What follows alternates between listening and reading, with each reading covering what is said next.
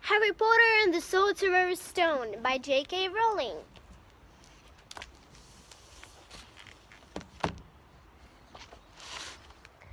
No crap and goyle up here to save your neck, Malfoy, Harry called. The same thought seemed to have struck Malfoy. Catch it if you can, then, he shouted, and he threw the glass bowl high into the air and streaked back towards the ground. Harry saw, as though in slow motion, the ball rise up in the air and then start to fall. He leaned forward and pointed his broom handle down. Next second he was gathering speed in a steep drive, racing the ball. Wind whistled in his ears, mingled with the screams of people watching. He stretched out his hand, and a foot from the ground he caught it, just in time to pull his broom straight, and he toppled gently onto the grass with the rememberer clutched safely in his fist. Harry Potter! His heart sank faster than he just dived. Professor McGonagall was running towards them. He got to his feet, trembling. Never in all my time at Hogwarts! Professor McGonagall was almost speechless with shock, and her glasses flashed furiously. How dare you! Might have broken your neck. It wasn't his fault, Professor. Be quiet, Miss Petal. But Malfoy, that's enough, Mr. Weasley Potter. Follow me now. Harry caught sight of Malfoy, Crabbe, and Goyle, triumphant faces at his left, walking numbly in Professor McGonagall's wake as she strode towards the castle. He was going to be expelled. He just knew it. He wanted to say something to defend himself, but there seems to be nothing wrong with his voice. Professor McGonagall was sweeping along without even looking at him. He had to jog to keep up. Now he'd done it. He hadn't ever lasted 2 weeks. He'd be packing his bags in 10 minutes. What would the Dursleys say when he'd turn up on the doorstep? Up the front steps, up the marble staircase in sight, and still Professor McGonagall didn't say a word to him. She wrenched open doors and marched along corridors while Harry trotted miserably behind her. Maybe she was taking him to Dumbledore. He thought of Hagrid, expelled by allowed to stay on as a gamekeeper. Perhaps he could be Hagrid's assistant. His stomach whistled as he imagined it, watching Ron and the others becoming wizards while he stomped around the grounds, carrying Hagrid's bag. Professor McGonagall stopped outside a classroom. She opened the door and poked her head inside. "Excuse me, Professor Flitwick, should I borrow wood for a moment?" Wood? Thought Harry, bewildered. What a wood a cane she was going to use on him. But word turned out to be a person. A burly fifth-year boy who came out of Flitwick's class looking confused. "Follow me, you two," said Professor McGonagall as they marched on up the corridor, Wood looking curiously at Harry. "In here." Professor McGonagall pointed them into a classroom which was empty except of Peeves, who was busy writing rude words on the blackboard. "Out, Peeves!" she barked. Peeves threw the chalk into a bin, which changed loudly, and he swooped out cursing. Professor McGonagall slammed to the door behind him and turned to face the other boys. "Potter, this is Oliver Wood. Wood, I found you a seeker." Wood's expression changed from puzzlement to delight. "Are you serious, Professor?" "Absolutely," said Professor McGonagall crisply. "The boy's a natural. I've never seen anything like it. Was that your first time on the broomstick, Potter?" Harry nodded silently. He didn't have a clue what was going on, but he didn't seem to be being expelled, and some of the feelings started coming back to his legs. "He caught the thing in his hand after a 50-foot dive," Professor McGonagall told Wood. "Didn't even scratch himself. Charlie Weasley couldn't have done it." Wood was now looking as though his dreams had come true at once. "Ever seen a game of Quidditch, Potter?" he asked excitedly. "Wood's captain of the Gryffindor team," Professor McGonagall explained. "He's just the boot for a seeker too," said Wood, now walking around Harry and staring at him. "Light, speedy. We'll have to get him a descent broom, Professor, a Nimbus 2000 or a Clean Sweep 7, I'd say.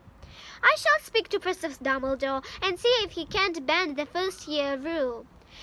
Heaven knows we need a better team than last year. Flattened in that last match by Slytherin, I couldn't look Severus Snape in the face for weeks." Professor McGonagall peered sternly over her glasses at Harry. "I want to hear your training heart, Potter, or I may change my mind about punishing you." Then she suddenly smiled. "Your father would have been proud," she said. "He was an excellent Quidditch player himself." "You're joking!" It was dinner time. Harry had just finished telling Ron what happened when he'd left the grounds with Professor McGonagall. Ron had a piece of steak and kidney pie halfway to his mouth, but he'd forgotten all about it. "Seeker," he said, "but first years, never. You must be the youngest house player in about a century," said Harry, shoveling pie into his mouth. He felt especially hungry after the excitement of the afternoon. "Wood told me." Ron was so amazed, so impressed, he just sat and gaped at Harry. "I start training next week," said Harry. "Only don't tell anyone. Wood wants to keep it a secret." Fred and George Weasley now came into the hall, spotted Harry, and hurried over. "Well done," said George in a low voice. "Wood told us. We're on the team too. Beat us." "I tell you, we're going to win that Quidditch Cup for sure this year," said Fred. "We haven't won since Charlie left, but this year's team is going to be brilliant. You must be good, Harry. Wood was almost skipping when he told us." "Anyway, we're good to go. Lee Jordan's recounts has found a new secret passageway out of the school. Bet it's that one behind the statue of Gregory the Sarm Army that we found in our first week. See you." Fred and George had hardly disappeared when someone far less became welcome turned up. Malfoy, flanked by Crabbe and Goyle. "Having a last meal, Potter? When are you getting the train back to the Muggles? You're a lot braver now. You're back on the ground and you've got your little friends with you," said Harry coolly. There was, of course, nothing at a little about Crabbe and Goyle, but as the high table was full of teachers, neither of them could do more than crack their knuckles and scrawl. "I'd take you on any time on my own," said Malfoy. "Tonight, if you want. Wizard's duel.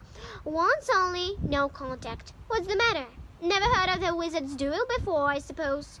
"Of course he has," said Ron, wheeling around. "I'm his second. Who's yours?" Malfoy looked at Crabbe and Goyle, sizing them up. "Crabbe," he said. "Midnight, all right? We'll meet you in the trophy room, what's always in lock." When Malfoy had gone, Ron and Harry looked at each other. "What is a wizard's duel?" said Harry. "And what do you mean you're my second?" "Well, a second's there to take over if you die," said Ron casually, getting started at last of his cold pie. Catching the look on Harry's face, he added quickly, "But people only die in profit duels, you know, with real wizards. The most you and Malfoy will be able to do is send sparks at each other. Neither of you knows enough magic to do any real damage. I bet he expected you to refuse anyway." "And what if I wave my wand and nothing happens?" "Throw it away and punch him on the nose," Ron suggested. "Excuse me?" They both looked up. It was Hermione Granger. "Can't a person eat in peace in this place?" said Ron. Hermione ignored him and spoke to Harry. "I couldn't help overhearing what you and Malfoy were saying." "Bet you could," Ron muttered. "And you mustn't go wandering around the school at night. Think of the points you lose Gryffindor if you're caught, and you're found to be. It's really very selfish of you, and it's really none of your business," said Harry. "Goodbye," said Ron. At the same time, it wasn't that you'd call a perfect end to the day. Harry thought as he lay awake much later, listening to Dean and Seamus falling asleep. Neville wasn't back from the hospital wing. Ron had spent all evening giving him advice such as, "If he tries to curse you, you better dodge it, because I can't remember how to block them." There was a very good chance they were going to get caught by Filch and Mr. Norris, and Harry felt he was pushing his luck, breaking another school rule today. On the other hand, Malfoy's sneering face kept looming up of the darkness. This was his big chance to beat Malfoy face to face. He couldn't miss it. 11:30, Ron muttered at last. "We'd better go." Harry pulled on the dressing gowns, picked up the wands, and crept across the tower room, down the spiral staircase, and into the Gryffindor common room. A few embers were still glowing in the fireplace, turning all the armchairs into hunched-backed shadows. They had almost reached the portrait hall when a voice spoke from the chair nearest them. "I can't believe you're going to do this, Harry!" A lamp flickered on. It was Hermione Granger, wearing a pink dressing gown and a frown. "You!" said Ron fiercely. "Go back to bed. I almost told your brother," Hermione snapped. "Percy, he's a prefect. He'd put a stop to this." Harry couldn't believe anyone could be so interesting. "Come on," he said to Ron. He pushed open the portrait of the fat lady and climbed through the hole.